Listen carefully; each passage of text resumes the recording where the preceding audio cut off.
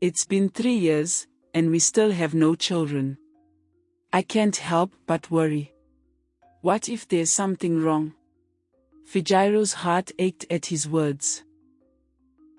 In the heart of the vibrant village of Amunid, nestled among rolling hills and lush greenery, lived a pair of identical twins, Fejiro and Ejiro. From the moment they were born, their bond was unbreakable. The villagers often marveled at how similar they looked, finding it nearly impossible to tell them apart. Fejiro and Ejiro did everything together, their laughter echoing through the village as they played, studied, and grew up side by side. As they grew older, their distinct personalities began to emerge. Fejiro was calm and nurturing, often found helping her mother with chores or tending to the village children. Ejiro, on the other hand, was spirited and adventurous, always seeking new experiences and challenges. Despite their differences, their bond remained strong, and they cherished their unique connection. The twins reached adulthood, and their paths began to diverge. Fejiro fell in love with Tega, a kind and hard-working man who adored her. They married in a grand celebration, with the whole village joining in the festivities. Ejiro, however, struggled to find a lasting relationship. Her fiery spirit intimidated many suitors, and she often found herself alone. Fejiro and Tega's marriage was a happy one, filled with love and mutual respect. However, 3 years into their marriage, Tega began to worry about their lack of children. He expressed his concerns to Fejiro, who was deeply troubled by his growing frustration. "Fejiro, my love," Tega said one evening, his brow furrowed with worry. "It's been 3 years, and we still have no children. I can't help but worry. What if there's something wrong?" Fejiro's heart ached at his words. She had always dreamed of becoming a mother, but deep down, she harbored a dark secret that she had never shared with anyone, not even Tega. "I understand your concern, Tega," Fejiro replied softly, trying to hide her fear. "I promise I'll do everything I can to find a solution." Desperate to find a way to have children, Fejiro decided to visit a native herbalist named Okeke, known for his wisdom and mystical abilities. She hoped that he could offer a solution to her predicament. With a heavy heart, Fejiro made the journey to Okeke's hut, nestled deep in the forest. "Welcome, Fejiro," Okeke greeted her as she entered his dimly lit hut. "What brings you here today?" Fejiro hesitated, her voice trembling as she spoke. I need your help, Okeke. My husband and I have been trying to have children for years, but nothing seems to work. Is there anything you can do?" Okeke's expression turned serious as he studied her. "Fejiro, do you remember the abortion you had many years ago? I warned you then that it could damage your womb." Fejiro's face paled as the memory flooded back. She had been young and scared, and the decision had haunted her ever since. "Yes, I remember," she whispered. "But I had hoped. Is there no way to fix it?" Okeke shook his head sadly. "I'm afraid the damage is irreversible. You will not be able to bear children."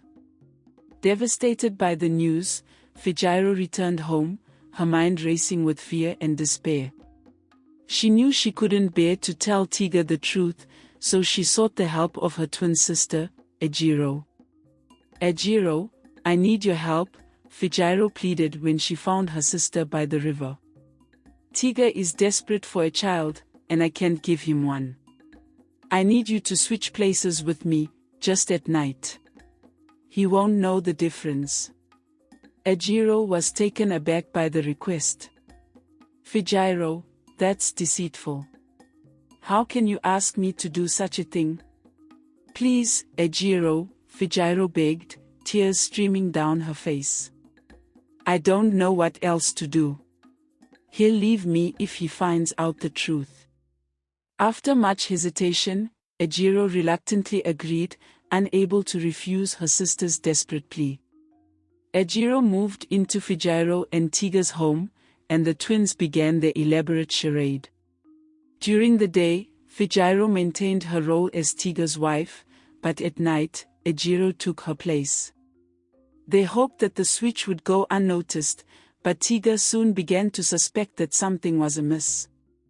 On the first night of the switch, Tega felt a difference. The woman in his arms felt different, even better than before. He couldn't shake the feeling that something was wrong, but he decided to keep his suspicions to himself for the time being. As the nights went on, Tega noticed changes in his wife's character. She seemed more assertive and confident, qualities he hadn't seen in Fejiro before.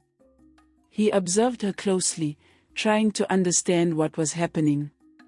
One evening, after another intimate encounter, Tega confronted Ejiro, who was posing as Fejiro. "Fejiro, I know something is going on," Tega said, his voice firm. "You feel different at night, and your behavior has changed. Tell me the truth."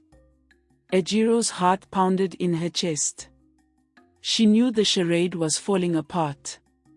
"Tega, I'm not Fejiro," she admitted, tears welling up in her eyes. "I'm Ejiro, her twin sister." Tega was shocked but strangely relieved. "I knew something was off. But why did you do this?" Ejiro explained Fejiro's predicament and their desperate plan to deceive him. Tega listened, his emotions a whirlwind of confusion and anger. When Ejiro finished, Tega took a deep breath. "Thank you for telling me the truth, Ejiro," he said. "But this changes everything. I need time to think." Despite the revelation, Tega found himself drawn to Ejiro. Her assertiveness and confidence intrigued him, and he couldn't deny the connection he felt with her. Ejiro, too, found herself developing feelings for Tega, feelings she hadn't anticipated. Tega confronted Ejiro again, this time with a proposition. "Ejiro, I know this situation is complicated, but I like you. I like you a lot. Let's keep things the way they are, but Fejiro must never find out." Ejiro was torn. She cared deeply for her sister but couldn't ignore her growing feelings for Tega. "Are you sure about this, Tega? It's deceitful." "I know, but I can't help how I feel."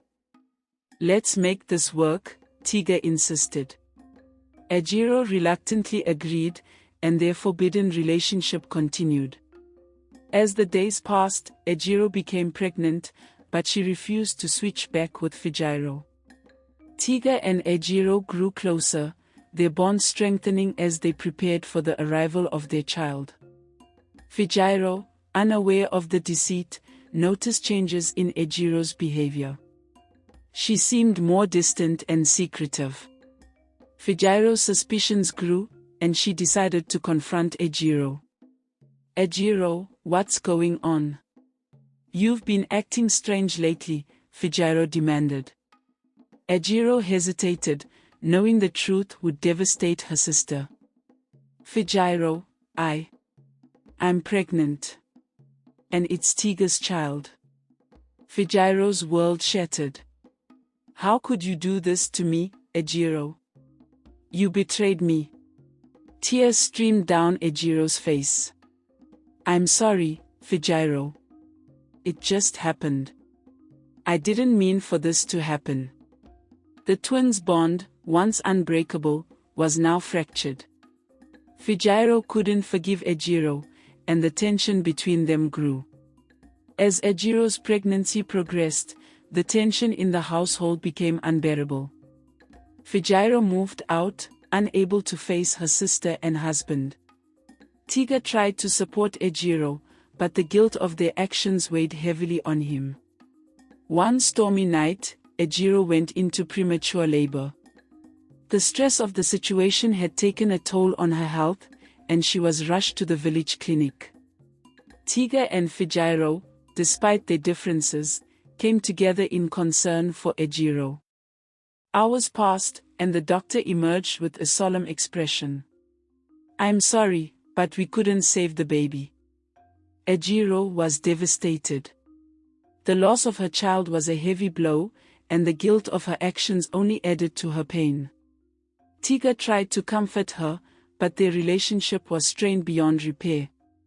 Fejiro, too, was deeply affected by the loss. Despite her anger, she couldn't help but feel sorrow for her sister. The twins' relationship, once the cornerstone of their lives, was now in ruins. The aftermath of the tragedy left the village in shock. The story of the twins' deceit and the loss of the child became a cautionary tale, a reminder of the consequences of dishonesty and betrayal. Fejiro and Ejiro went their separate ways, their bond shattered. Fejiro focused on rebuilding her life, finding solace in her work and the support of her friends. She vowed never to let deceit cloud her judgment again.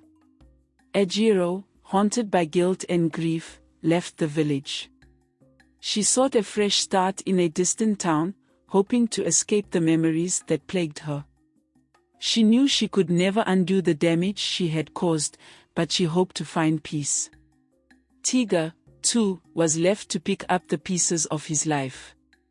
He realized the depth of his mistakes and vowed to make amends. He reached out to Fejiro, seeking forgiveness. "Fejiro, I'm sorry for everything.